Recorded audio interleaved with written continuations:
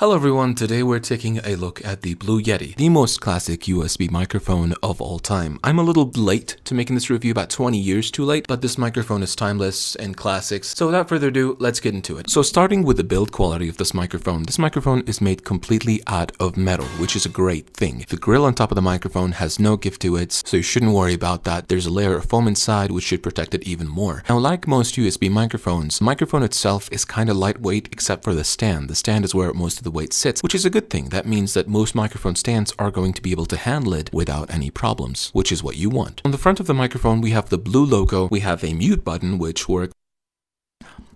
works like that, and we have a headphone dial. Keep in mind, this dial only makes your headphones louder if you're plugging your headphones to the microphone. It does not make the microphone louder whatsoever. That is on the back of the microphone. This first knob on the top is called a gain dial. The more gain you give to the microphone, the louder it's going to be, but with limitations, because if you make it too loud, it's going to start to clip. And if your microphone is clipping, that means it sounds robotic, that means it sounds painful, and I'm sure you've heard it a lot of times if you've watched anybody using this microphone or any microphone really, and they start yelling. The last dial on the bottom is the polar pattern dial. It offers a cardioid, an omnidirectional, a stereo or figure 8, and a bidirectional, and we're getting it into these eventually. Heading on to the sound quality of this microphone, this is, by the way, all on the cardioid mode on about 40% gain. As you can see, the microphone sounds, for a USB microphone, pretty good. It is fairly detailed in the top end, although it does sound a little artificial. The proximity effect, which boosts the bass the closer you get, is also exaggerated on this microphone due to the small capsule size and the design of this microphone. Now, if you think it sounds good while it's up close, that is kind of correct, but keep in mind that the closer you get, the more sensitive the microphone is going to be, which means if you start yelling out of nowhere, it's gonna sound terrible and it's gonna destroy the ears of the listener. So be careful and keep that in mind. This microphone uses a mini USB connection, which is a 5-pin connection like the old PlayStation 3 controllers, which is very outdated by today's standards, but it's good enough for the microphone and to be able to give it also the blue voice, which we're also going to get into in a little bit. Besides the USB cable, you get the mic stand threading point, which is where you can plug the microphone into any mic stand. It uses standard 3/8 and 5/8 plugs, which means this microphone works with any mic stand that you can possibly think of, so you're set in that regard. On the bottom as well, there's a headphone port, which is how I'm able to connect my headphones and hear myself through the microphone. You're not required to do that by law to hear yourself all the time, although it does help give you an idea of what you sound like in the microphone. So I would personally recommend that you, at least for the first day or two of owning this microphone, that you plug your headphones in, get a good idea of what you sound like, how far away are you talking from the right side, and so forth. And now we're going to get into the polar patterns. So currently I'm speaking into the cardioid polar pattern, which takes in the audio only from the front, which is going to be the choice that is going to be correct for 90% of people, unless you want to do some ASMR stuff, and for that, I'm going to get to that in a second. And now I've just set the microphone on the figure 8, which takes in sound from the front and takes in sound from the back. The capsules don't sound exactly the same due to the design of this microphone, but you should be able to talk to it from different sides and still get a pretty good signal and a pretty good sound. Now, moving on to the omnidirectional, you notice that the sound sounds a lot weirder, and that's because all the capsules in the microphone are turned on. So you can notice that it doesn't really matter where the microphone is from me and how I look at it, it all sounds the same way. I'm going to try to move it less. The cable is a little sensitive, and that's one of the faults of the microphone. Now moving on to the one that concerns people who do ASMR, which is a sentence I'm not very proud to say. And now I'm using the stereo mode, or the ASMR mode if you want to call it that. When I speak from the left side of the microphone, you can hear me on your left headphones, and when I talk from the right, you can hear me on your right side of the headphones. This is a thing that is going to be useful almost only in that situation, but also it can be useful for some applications where you need to get a 360-degree sound, like for making game sound effects, for getting ambient room sound, but that kind of thing usually requires higher quality microphones.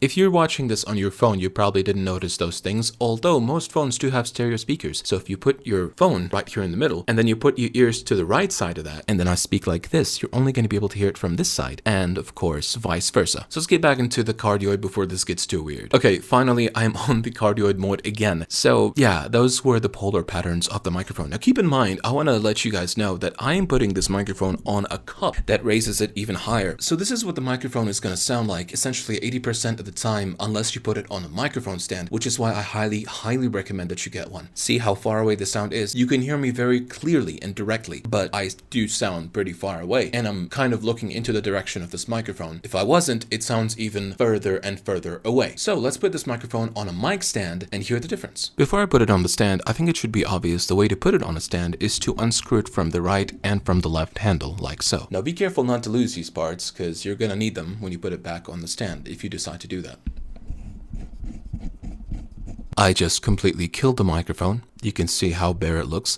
It's actually heavier than I thought, but still most of the weight, I say most of the weight, it's almost like a 60-40 on the stand and the rest is on the mic. So let's put it on the stand and see what it sounds like. And now I've just connected the microphone to the mic stand and this is what it sounds like. As you can see, it sounds a lot closer. It sounds a lot more sensual, I guess, more realistic, and there's a lot less room gain. But keep in mind, the closer you are to the microphone, the more sensitive it gets to yelling and screaming and stuff. So if you're planning to do that, just be careful or check the settings or make the microphone quieter before you make it this close to you. Also, using a free app like Audacity to check the levels of your microphone could also be very useful before you start streaming, to just check your settings again. And also, like I said, plugging your headphones into the microphone could also help you understand how loud you are, what if you're muted by accident, and all these sort of little hiccups that you might run into. Many apps can help you do that nowadays, but this is still the most analog and simple way to do it. Now moving on to the Blue Voice. To use the Blue Voice, you must download the Logitech G-Hub software, and inside the software you click on the microphone, which right here says Yeti. I'll take a screenshot of that, probably post-processing, and then immediately the first thing that you see is Blue Voice gives you total control over your mic audio, and one button that says Enable Blue Voice. So this is what's going to happen. My voice is going to probably change drastically when I click this, and I clicked it. Now keep in mind that these effects I selected, or the Blue Voice, isn't something that I can hear in my headphones as we speak. It's only a thing that I can record and listen to because the microphone does not have built-in DSP. All the processing is happening on the computer. Right now, the settings that you're hearing are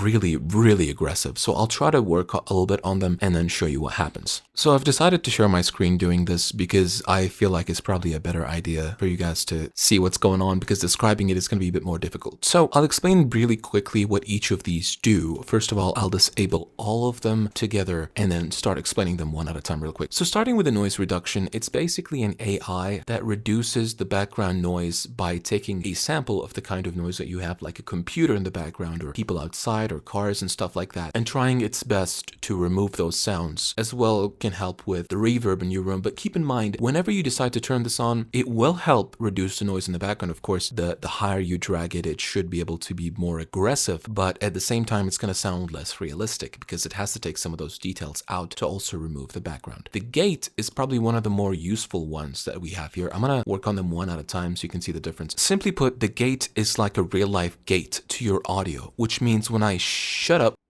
no audio can be transmitted, and when I speak, it's going to take in my audio. Dragging this higher and lower changes how sensitive the gate is to opening and closing. Of course, this is the kind of thing that you're going to have to set up on your own, and I would really hope that you don't take this from any tutorial, including my own, because it does change drastically from one mic to another, one room to another, space, background noise, how loud you are, how close the mic is, what kind of voice you have, etc. So right now I'm going to keep it on -41 because that's kind of generally safe with my settings and my distance. The second most useful, if not probably the most useful, is the compression. Now, what the compression does simply is it allows you to be free and being loud as heck. But scientifically what it does is it limits your voice from getting over a certain level of loudness. See, for example, if I choose -20 decibels and I start yelling at you loud as I want, it is not going to pierce your ears. Now, if I bring it lower and if I start getting louder now, it's going to get a lot louder and it's not going to be as comfortable for the viewer. And although loud does mean funny in most situations, piercing your viewers' ears is never a healthy idea, so just keep that in mind. Moving on to the de-esser. The de-esser does exactly what it says. It lessens the power of the letter S. The letter S can be really tough on the ears, specifically in some situations. So if I bring that all the way down, specifically, again, I don't know what this sounds like yet. I'm gonna hear it in post and I'll add any whatever's on the screen. But the de-esser shouldn't be too aggressive. You should be able to bring it down to a comfortable level where the letter S is no longer piercing for most people's speakers, headphones, and so forth. You shouldn't bring it down too much because it makes it sound incredibly artificial and very weird. Like, it is comfortable to the ears, but it can be really weird. So balancing this out is very important. The D-popper